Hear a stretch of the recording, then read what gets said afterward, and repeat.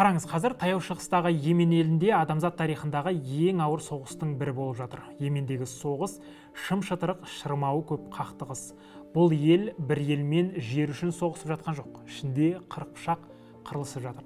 Бұған дін, сенім, тайпалардың өмір салты таққа талас араласқан. Ең қорқыныштысы, таяу шығыстағы алып күшке айналғысы келетін Сауд Арабиясы мен Иран бір-бірімен тікелей соғыспай, Йемен арқылы қақтығысып жатыр. Мұны прокси соғыс деп атайды. Сонымен Йемендегі соғыс қалай басталды? Бұған ақш, араб елдері, Иран қалай араласты? Қазір не болып жатыр? Осы сауалдарға толыққанды жауап беріп, шым-шытырық соғысты карта мен видео суреттермен дұрыстап түсіндіріп көрейін. Қазір Йемендегі қақтығыстың бір тарабы хусейттер. Хусейттер Йемендегі шиит бағытындағы мұсылмандар, яғни шиит бағытының зәйдилік тармағы. Олар Йеменнің шетінде, Сауд Арабиясымен шекаралас мына жерде қоныстанған. Бұл жер қазір Саада провинциясы деп аталады. Хусейттерге қазір сәлден соң ораламыз. Жағдай түсінікті болу үшін мына бір жайтқа тоқтала өтейін. 1990 жылға дейін Йемен екі ел еді, яғни солтүстік Йемен және оңтүстік Йемен. 1978 жылы зәйдилік Әли Абдулла Салах солтүстік Йеменде билікке келеді. 90 жылы Салах солтүстік пен оңтүстік Йеменді біріктіріп, тұтас Йемен елінің басшысы болады. Бірақ хусейттердің Йемен билігіне көңіл толмайды. Олар бізді шеттетті, билік жемқорлыққа жол берді деп айыптайды. 1996-97 жылдары хусейттердің ішінен Хусейн әл-Хуси деген лидер шығады. Ол Йеменде ислам революциясын жасап, Ирандағы режимді орнатқысы келіп, Әли Абдулла Салахтың билігіне қарсы тұрады. Еске салайын, Салахтың өзі жаңа айтқандай хусейттердің ішінен шыққан. 2001 жылы 11 қыркүйекте Нью-Йорк қаласында болған лаңкестік оқиғадан кейін Йемендегі жағдай тіпті ушықты. ақш терактіге Әл-Қаида лаңкестік ұйымын айыптап, таяу шығысқа әскери операция бастайды. Әл-Қаиданың бір қанаты ол кезде Йеменге еніп алған еді. Осылайша ақш тарабы президент Салахпен келісіп, Америка әскери Йеменнен әрекет ете бастайды. Бұған йемендіктердің көбі қарсы болып, Әл-Хусидің қанатына қосылып, хусейттердің күшін арттырады. Әл-Хуси президент Салахты Американың қол шоқпары деп айыптайды. Ал президент болса ел ішіне от салды деп Әл-Хусиге іздеу жариялайды. 2004 жылы Йеменде ашық түрде азаматтық соғыстың оты шарпиды. Хусейттер ақштан бөлек Сауд Арабиясы Йеменнің үкіметіне көмектесіп отыр деп айыптайды. Сөйтіп, 2004 жылы хусейттер Сауд Арабиясының мына тұсына басып кіріп, бірнеше солдатты өлтіріп, кейбірін кепілге алады. Ал Сауд Арабиясы бұған жауап ретінде хусейттерге шабуыл жасайды. Осылайша хусейттер екі тараппен де қақтығыса бастайды. Кейін Сауд Арабиясы хусейттерге Иран қару беріп жатыр деп мәлімдеме жасайды. Ал Тегеран Сауд Арабиясының таяу шығыстағы басты қарсыластарының бірі. Хусейттер Сауд Арабиясымен қақтығысып жатқан тұста Йемен үкіметінің әскерде күш алып шабуылды өтеді. Сөйтіп шабуылдардың бірінде Йемен билігінің әскері тауда жасырынған Әл-Хусиді өлтіреді. Көшбасшысының қазасы және Сауд Арабиясының шабуылы хусейттерді біраз әсер етіп тастайды.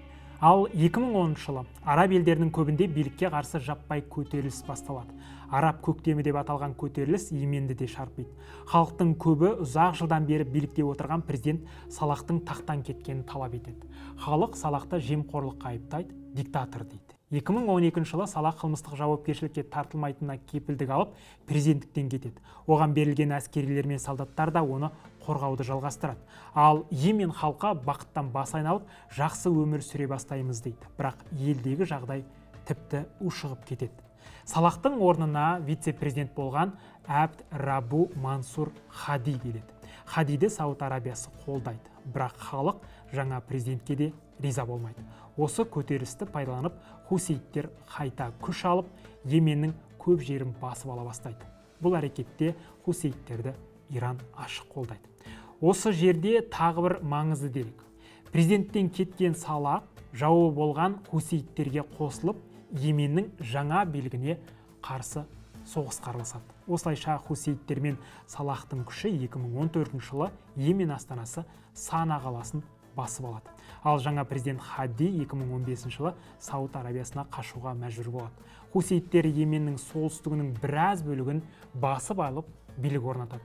Халықты қыспақта ұстап, балаларды соғысқа дайындай бастайды. Хусеиттердің күш алғанына алаңдаған Сауд Арабиясы 2015 жылы мына елдермен коалиция құрады. Коалицияны ақш, Британия, Франция, Германия қолдайды. Бұлардың мақсаты хусеиттерге өткен жерлерді Йемен үкіметіне алып беру болады. Бұл тұста Әл-Қаида лаңкестік тобы да Йемендегі біраз жерді басып алған еді. ақш Сауд Арабиясы бастаған коалицияны қарумен қамтамасыз етеді. 2015 жылы мамырда Сауд Арабиясының Найран қаласына хусейттер шабуылдайды. Ал Сауд Арабиясы бұған жауап ретінде хусейттердің бақылауындағы жерлерді аямай бомбалайды. Бомбалар аурухана, мектеп, бейбіт тұрғындардың үйлеріне түседі. Көп адам қаза тауып, көбі босып кетеді. 2017 жылы Сауд Арабиясы бастаған коалиция хусейттерден Аден қаласын қайтарып алады. Саудия мұнымен тоқтап қалмай шайқасты күшейтеді. Йеменнің маңайын түгел бітеп гуманитарлық көмектерді өткізбейді.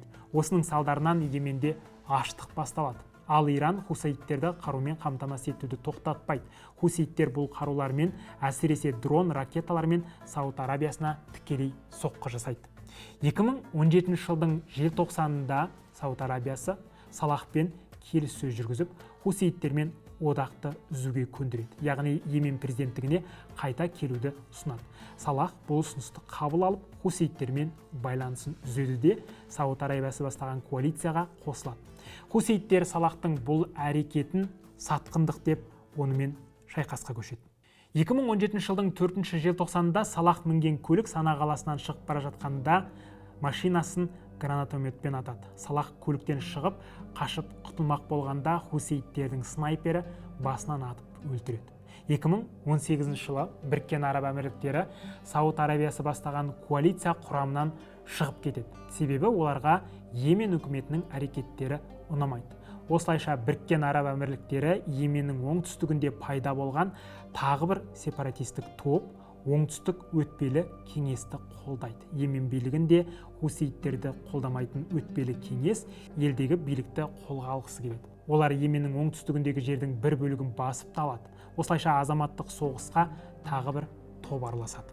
2021 жылға дейін хусейттер өтпелі кеңес, Йемен үкіметі және Сауд Арабиясы бастаған коалиция арасындағы қақтығыс тоқтамайды.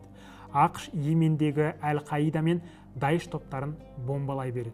Хусейттер Йемен халқының 80%-ын бақылауға алады. Біріккен ұлттар ұйымы хусейттердің қол астында қалған халықтың көбіне гуманитарлық көмек керек деп дабыл қағады. Ал интернетте бір тілімнен зар болған балалардың фотолары көп тарай бастайды. 2022 жылы сәуірде Біріккен ұлттар ұйымының араласуымен тараптар атысты тоқтатып, соғыс оты басылғандай болады. 2023 жылдары Сауд Арабиясы мен Иран дипломатиялық қарым-қатынасты бастап, келісімдер жүргізе бастайды. Сауд Арабиясы Иран билігі хусейттерді шекарада шабуылдамауға көндіреді деп үміттенеді. 2023 жылы 7 қазан. Газа секторындағы Хамас ұйымы Израильге күтпеген жерден шабуыл жасап, таяу шығыста тағы бір соғыс оты тұтанады. Израиль Газа секторына соққы жасайды. Осы кезде хусейттер Хамасқа көмектесеміз деп, Израиль аумағына дрондармен, ракеталармен соққы жасайды. Қызыл теңізден өтіп бара жатқан жүк кемелеріне осылай шабуылдайды. Ал ақш пен Ұлыбритания бірігіп хусейттердің нысандарын ракетамен атқылайды. 2025 жылы 15 наурызда ақш Йемендегі хусейттерге әуеден 1000 соққы жасайды. Пентагон хусейттердің жүздеген салдаты мен көптеген лидерлерін өлтірдік деп мәлімдейді. Бірақ 4 мамырда хусейттер Израильдің Тель-Авив қаласындағы Бен-Гурион әуежайына соққы жасамақ болады. Ал 5-6 мамырда Израиль хусейттердің иелігіндегі Ходейда порты мен Санадағы негізгі әуежайға ракетамен шабуылдайды. Міне, билікке талас әлемдегі күштердің қырылысы бүкіл бір елдің ойранын шығарып бейбіт халықты зарғақсатты. Сауд Арабиясы мен Иран арасындағы мәселені бір-бірімен тікелей шешпей, Йемен арқылы қақтығысты. Екі түйе сүйкенсе шыбын өледінің кебі болды. Йемен елінің болашағы әлі белгісіз. Өкініштісі, бұл азаматтық соғыстың аяқталар түрі жоқ.